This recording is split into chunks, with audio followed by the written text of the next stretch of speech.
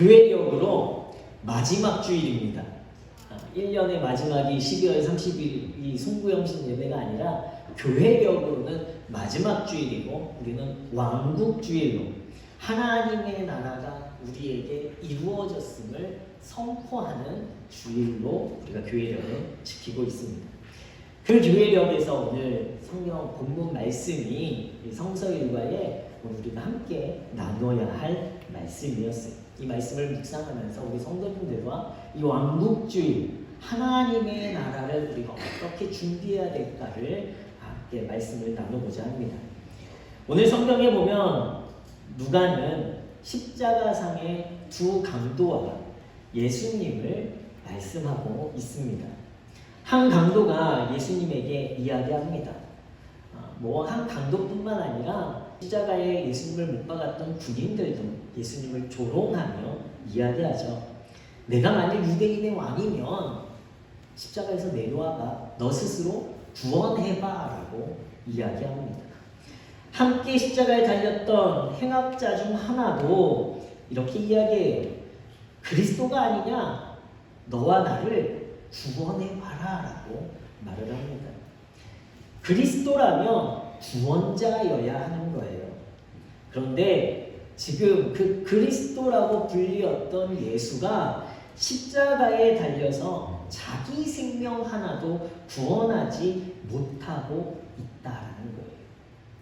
비아냥과 원망의 소리입니다.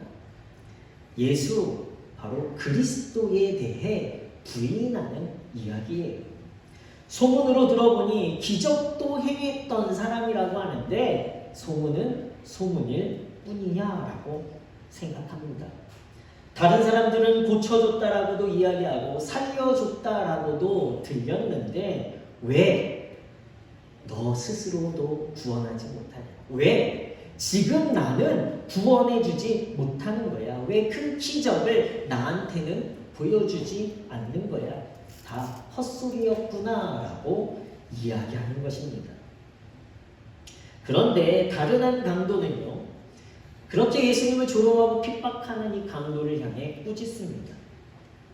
너는 너의 죄로 인해서 십자가에 못 박혔지만 저분은 그런 분이 아니야. 사회 법률과 사법 체계를 무시했기 때문에 너는 당연히 받게 되는 십자가의 형벌이지만 저분은 그런 분이 아니냐라고 말합니다. 하나님에 대한 그 어떤 두려움도 보이지 않은 것을 이 다른 행악자에 대해서 지적을 하고 있는 거예요. 예수님에 대해서 근본적으로 자신들과 다르다라고 느끼며 고백한 말입니다. 그리고는 그의 고백은 예수님의 신분을, 왕적 신분을 인정하며 자신의 죄를 사해 줄 것을 호소하고 있어요. 그럴 때 예수님은 이 강도의 호소대로 진실로 내게 이르노니 오늘 내가 나와 함께 남원에 있으리라 라고 말씀하셨습니다. 바로 이 강도는 구원받았다라는 것을 우리는 알고 있습니다.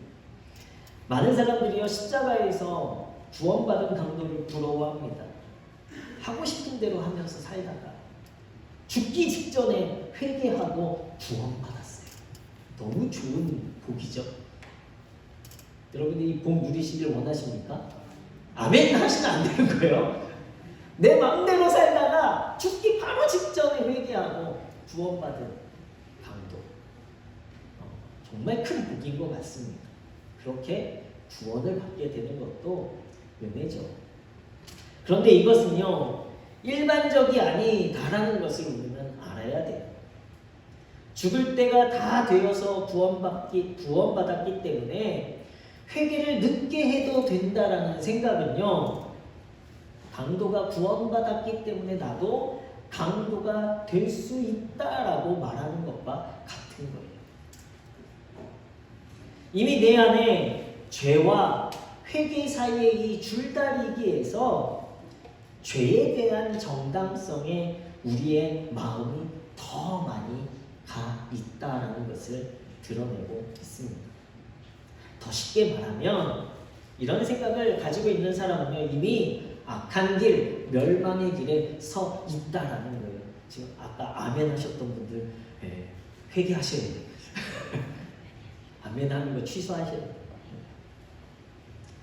무엇보다도 오늘 우리는요, 십자가 위의 죽음의 상황이 아님에도 오늘 우리 앞에 있는 고난, 우리 앞에 있는 문제들 속에서 우리는 예수님을 향해 조롱하고 핍박했던 강도와 같이 외치고 있다는 거예요.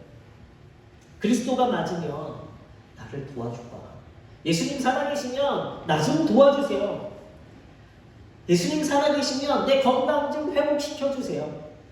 예수님 살아계시면 구원해줘 보세요. 내 생각이 맞지 않습니까? 왜 우리를 죽게 내버려 둡니까? 원망하는 강도의 모습과 가까운 모습이죠.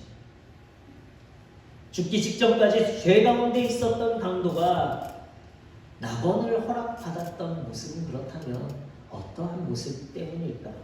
우리가 왕국주의를 맞이하여 왕국에 임하는 성도, 천국을 소유하는 성도가 되기 위한 해답을요, 오늘 구원받은 강도의 고백 속에서 찾아봐야 하겠습니다.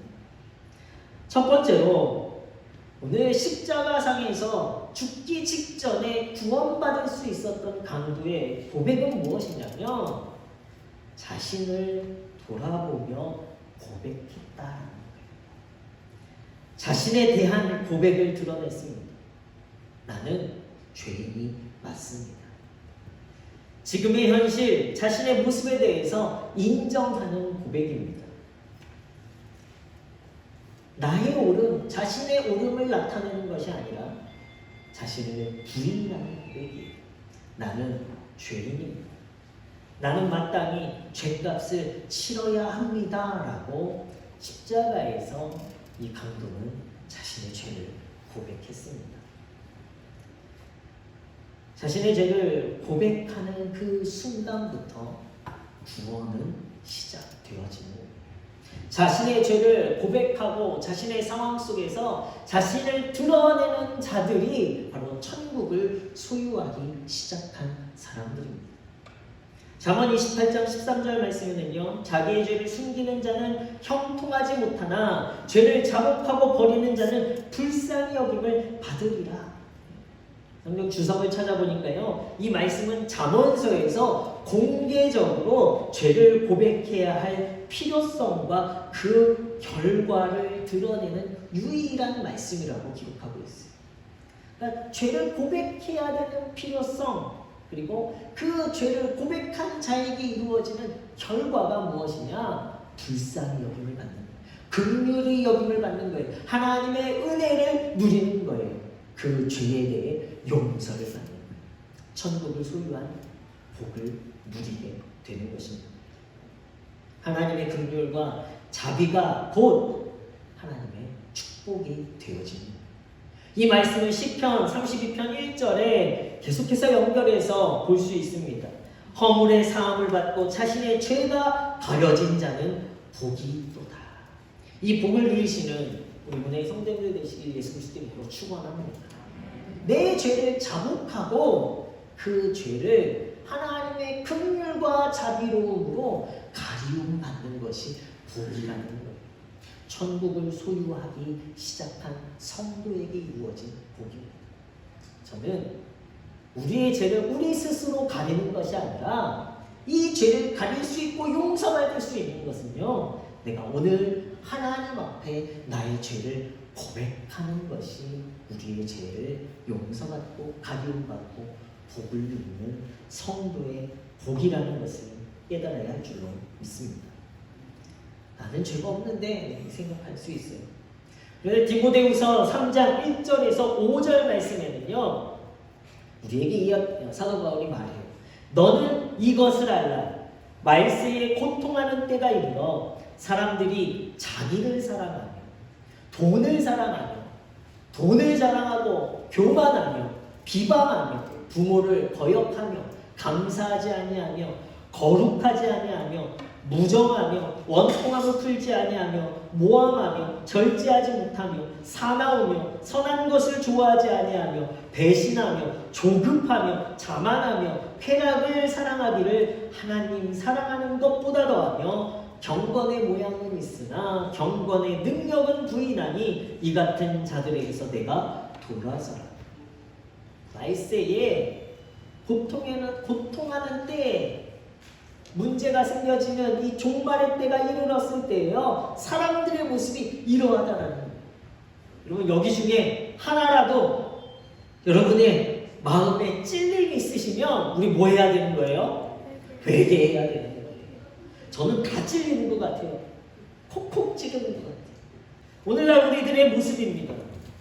그리스도인으로 살아가고는 있지만 그리스도인으로 모양은 있는데요, 목사로 모양은 있어요.